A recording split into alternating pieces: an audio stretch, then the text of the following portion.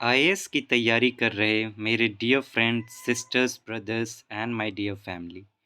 एक बिहारी सब पे भारी परिवार में यूपीएससी सिविल सर्विस एग्जामिनेशन के honest and successful exam based preparation के लिए जो हमने मैराथन क्लास शुरू की है, उनके स्किल डेवलपमेंट पार्ट में मैं आपका वेलकम करता हूं।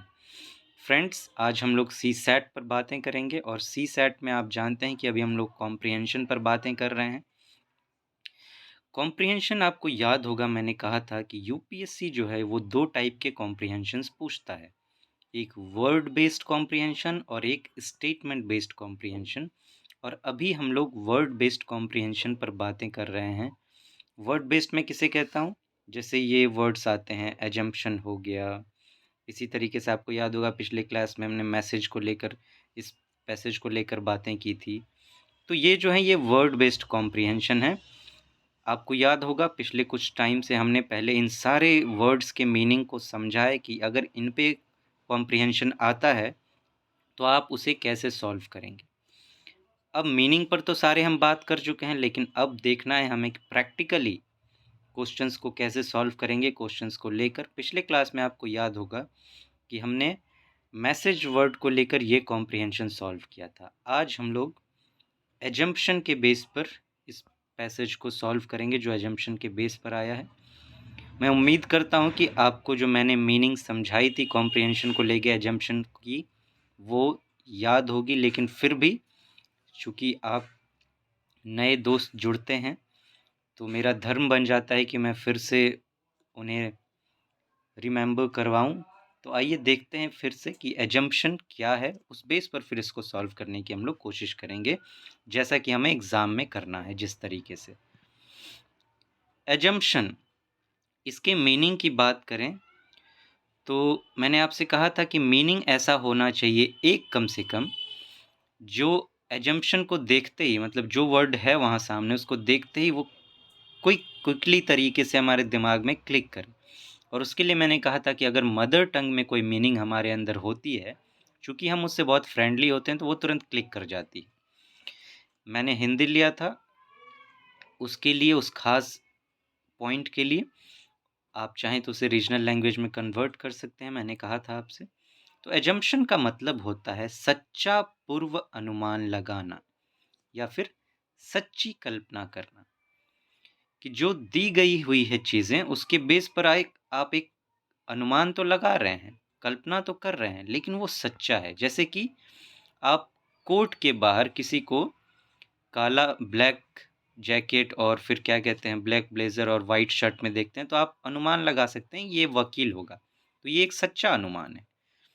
जैसा कहीं पे जंग छिड़ गई तो आप अनुमान लगाएंगे कि अगर जंग छिड़ी है तो बहुत लोगों की जानें जाएंगी, तो ये एक सच्चा अनुमान है, क्योंकि आप फैक्ट के बेस पर ऐसा अनुमान लगा रहे हैं। आपने किसी को पंडित के वस्त्र में देखा तो आप अनुमान लगा सकते हैं कि ये एक पंडित जी होंगे। तो ये जो है ये सच्ची कल्पनाएं हैं। तो something you accept is true even though you have no proof, कि आप किसी चीज को सच मान रहे हैं भले ही आपके पास उसका कोई सबूत नहीं है, कोई प्रूफ नहीं है, फिर भी आप उसको सच मान रहे हैं। सबूत नहीं है का क्या मतलब? जैसे कि हमने वकील का एग्जाम्पल लिया कि आपने कोर्ट के बाहर वैसे कपड़े में देखा, आपने जाके उससे पूछा नहीं है कि आप वकील हैं या नहीं है, लेकिन हम अंदाज तो लगा ही सकते हैं। और ये सच्ची कल्पना है, क्योंकि वकील जो हैं उसी किस्म के ड्रेस पहनते हैं और आप कोर्ट के बाहर भी खड़े हैं। तो ये बातें होती हैं अजम्पशन में, ये आपको करना होता है। अब देखिए, जब यूपीएससी कोई खास वर्ड देता है किसी पैसेज के साथ में तो उसका कोई पर्पस होता है। तो एजम्पशन का क्या पर्पस है, ये भी आपको जानना चाहिए। इसका पर्पस है यह ढूंढना कि दिए हुए परिस्थिति अनुसार क्या हो सकता है या क्या किया जा सकता है। क्या मान लीजिए आपको एक पैसेज दी गई है तो वो एक कंडीशन ही आपको दी गई है, कुछ इवेंट उसमें डिस्कस किए गए होंगे, उसे देखकर आपको ये समझना होता है कि क्या हो सकता है, इसमें क्या छुपा हो सकता है, या कुछ ऐसा है कि उसमें आपको कुछ करने के लिए कहा जा रहा है तो क्या किया जा सकता है। To find out what can happen और what can be done under given circumstances, कि दिए गए परिस्थिति में क्या हो सकता है? जैसे किसी ने आपसे कहा आके कि अरे वहाँ जंग छिड़ गई, तो आप अनुमान लगा सकते हैं कि क्या हो सकता है, या फिर क्या किया जा सकता है कि जंग छिड़ गई तो लोगों को कैसे बचाया जाए। तो इस तरह की चीज़ें। अब बात आती है कि आप सॉल्व करेंगे कैसे असम्पशन के बेस पर। Suppose on the basis of whole passage, पूरे पैसेज के बेस पर आपको सपोज करना है। जो भी आप अनुमान लगा रहे हैं उसमें आप पूरे पैसेज को ध्यान में रखेंगे, थोड़े से अंश को नहीं। अब आपको कोर ढूंढ के निकालना है, फाइंड कोर। कोर का मतलब मैंने आपसे कहा था कि जो पूरा पैसेज दिया गया है उसमें जो सेंट्रल पॉइंट होगा, मेन पॉइंट जिस पे ज़्यादा फोकस है, या मैं कहूँ कि पूरे पैसेज को अगर आपको एक लाइन में बताना हो तो वो मेन चीज़ क्या होगी, तो उसी को कोर कहा जाता है, वो ढूंढना है। जब आप पूरा पैसेज पढ़ लेंगे उसके बाद आपको कोर ढूंढना है। उसके बाद eliminate which does not match core, जो उस कोर से मैच नहीं कर रहा होगा ऑप्शन, उसको एलिमिनेट कीजिए।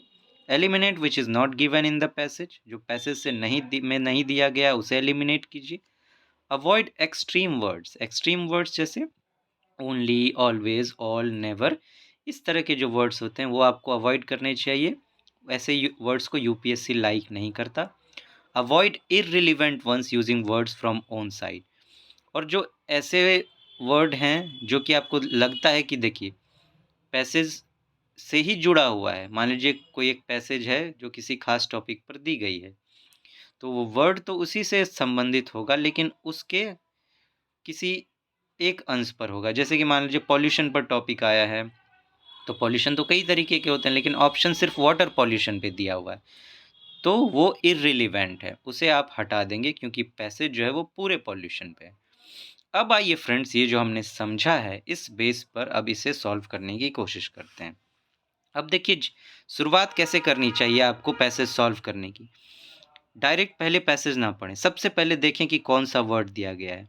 अब देखिए इधर जो ये सब चीज़ें लिखी गई होती हैं, इन्हें पढ़ने की आपको बिल्कुल ज़रूरत नहीं होती कि सब में एक ही चीज़ दी गई होती है। आपको सीधा देखना है कि कौन सा वर्ड है, क्या है, एजम्पशन। एजम्पशन देखिए, अब दिमाग में ले आइए कि आपको करना क्या है, क्या दिमाग में लाना है आपको। ये इसमें से भी ये जो है मेन चीज़ आपको दिमाग में लाना है, सच्चा पूर्व अनुमान लगाना। और इसे इस तरीके से समझिए कि आप बस ये देखें और ये सब कुछ आपके दिमाग में आ जाए कि आपको क्या करना है। और मेन आपको ये ध्यान रखना है कि कैसे सॉल्व करना है। अब आइए पैसेज पढ़ते हैं। पैसेज पढ़ने का भी एक ढंग होना चाहिए, इस तरीके से आप पढ़ें कि सब समझ में आ जाए, बहुत स्पीड भी नहीं और बहुत स्लो भी नहीं, एक रीजनेबल स्पीड होनी चाहिए। जैसे मैं पढ़ता हूँ आप देख समझने की कोशिश कीजिए। Environmental problems cause health problems. Substantial changes in lifestyle can reduce environmental or health problems. But this idea appears almost impossible to adopt. With environmental problems, individual efforts can be perceived as having a negligible effect and therefore lead to inertia. With health, on the other hand, individual choices can make the difference between life and death literally. And yet, barring a few, there seems to be the same collective lethargy towards making their choices.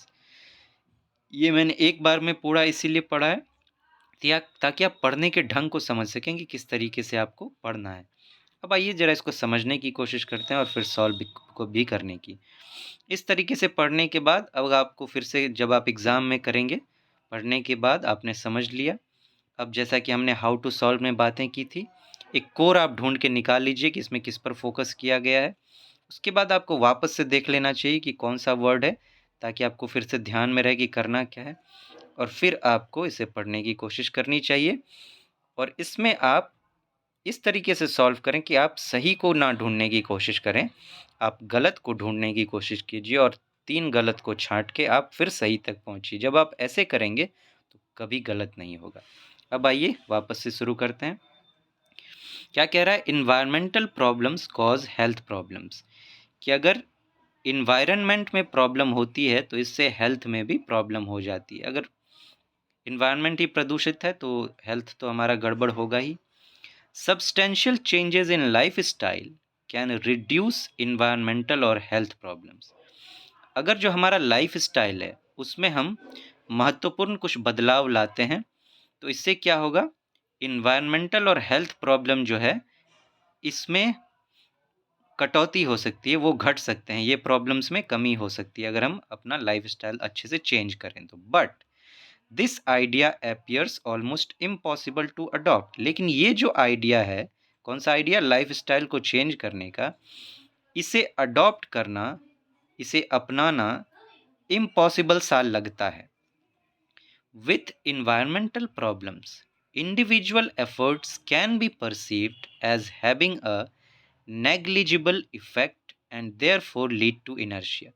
जहाँ तक environmental problem की बात है, अब तो देखिए environment तो अपने आप में बहुत विशाल है, इसीलिए यहाँ पर जो इंडिविजुअल एफर्ट है, जो एक आदमी कुछ करे, वो ऐसा लगता है उसके करने से कुछ भी प्रभाव नहीं पड़ने वाला, इसीलिए लोग कुछ नहीं करते हैं। जैसे कहते हैं ना, मेरे एक के करने से क्या हो जाएगा, तो वही बात की जा रही है।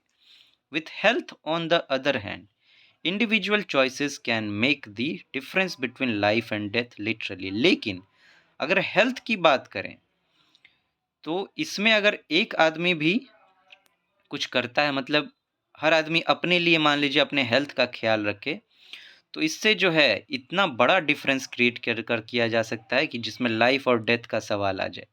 कि मान लीजिए हम हैं, अपने हेल्थ के प्रति सजग हैं, तो हम अपने लाइफ को बचा सकते हैं। सजग नहीं है तो ऐसी बीमारियां हो सकती है कि डेथ भी हो जाए।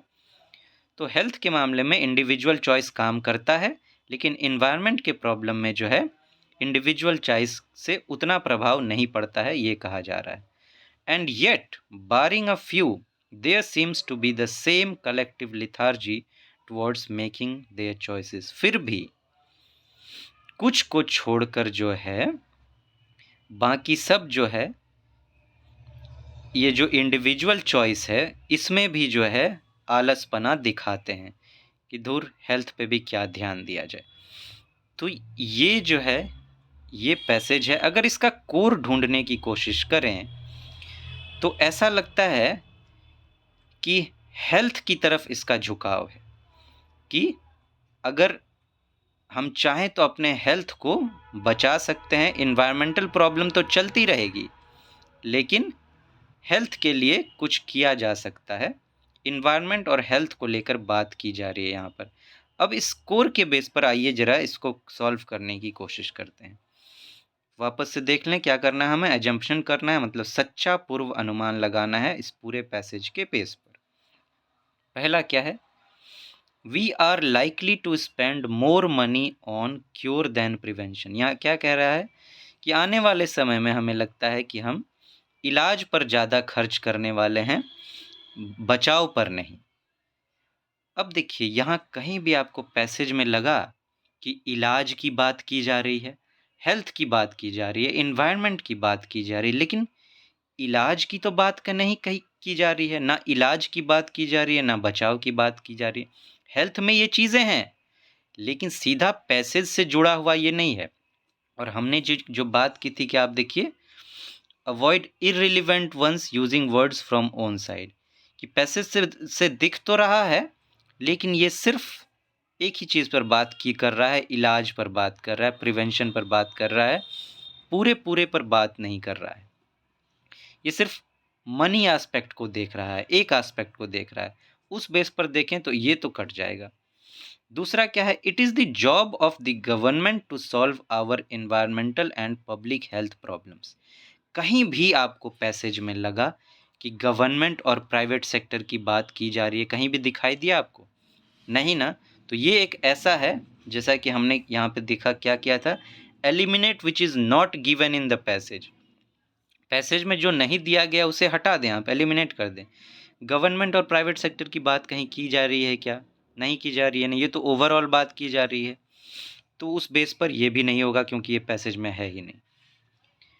Health can be protected even if environmental problems go on unattended. क्या कह रहा है कि स्वास्थ्य को बचाया जा सकता है, भले ही इन्वायरमेंट वाला जो प्रॉब्लम है उस पर ध्यान ना दिया जा सके। आप देखिए कि यहाँ पे हमने यही किया था या नहीं, कि इन्वायरमेंटल प्रॉब्लम की बात करें तो एक इंडिविजुअल अगर कोई कोशिश करे तो उसका प्रभाव ना के बराबर होगा, लेकिन हेल्थ के मामले में अगर चाहे तो इंडिविजुअल चॉइस और लाइफ और डेथ के बीच में क्रिएट कर सकता है डिफरेंस। मतलब उससे मिल रहा है कि नहीं, आप देखिए ओवरऑल कि हेल्थ को बचाया जा सकता है अगर इन्वायरमेंटल प्रॉब्लम को अटेंड ना भी किया जा सके तो। आप देखिए इन्वायरमेंट और हेल्थ दोनों से जुड़ा हुआ बात है कि नहीं, हेल्थ हेल्थ के मामले पे ध्यान दिया जा रहा है कि नहीं। अब जरा इसको भी देख लें। Loss of traditional life style and the influence of western values led to some unhealthy ways of living, कि जो हमारा पुराना रहने का तरीका था उसके खो जाने से और जो वेस्टर्न वैल्यू है इसके प्रभाव से हमारे अंदर कुछ गलत तरीके के लाइफ स्टाइल आ गए हैं। कहीं भी आपने पैसेज में देखा कि ट्रेडिशनल और वेस्टर्न वैल्यूज़ की बात की जा रही है, ये तो अपने ही मन से इसने एक चीज़ क्रिएट कर दी है। ये तो ना हमारे कोर को मैच कर रहा है और ना ही ये चीज़ जो है पैसेज में दी गई है। दोनों बेस पर देखें तो ये चीज़ कहीं भी पैसेज में नहीं मिलती, तो आप इसे भी काट देंगे। ये गया, ये गया, ये गया, बच गया हमारा ये हमारा आंसर होगा। देखा आपने कि अगर आप सही से मतलब समझ लेते हैं जो वर्ड बेस्ड है, तो हम बड़े ही आराम से पैसेज को सॉल्व कर सकते हैं। तो फ्रेंड्स, आज हम लोग यहीं रुकते हैं, फिर मिलेंगे और सीखेंगे कॉम्प्रिहेंशन। तब तक आप अपना ध्यान रखें। Thank you so much. नमस्ते।